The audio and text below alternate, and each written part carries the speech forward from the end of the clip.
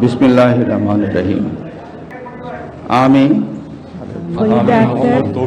সশ্রদ্ধ চিত্তে শপথ গ্রহণ করিতেছি যে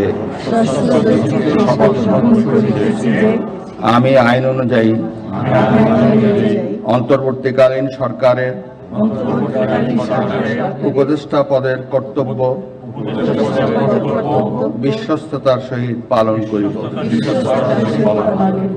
আমি বাংলাদেশের প্রতি অকৃত্রিম বিশ্বাস ও আনুগত্য পোষণ করিব।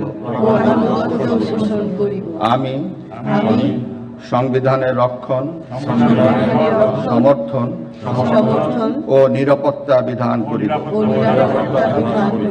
এবং আমি ভীতি বা অনুগ্রহ, অনুরাগ বা বিরাগের বশবর্তী না হইয়া সকলের প্রতি আইন অনুযায়ী যথাবিহিত আচরণ করিব। এবার মাননীয় উপদেষ্টাগণকে গোপনতার শপথ পাঠ করার জন্য মহামান্য রাষ্ট্রপতিকে বিনীত অনুরোধ জানাচ্ছি। আমি সশ্রদ্ধ চিত্তে শপথ করিতেছি যে অন্তর্বর্তীকালীন সরকারের উপদেষ্টা রূপে যে সকল বিষয় আমার বিবেচনার জন্য আনিত হইবে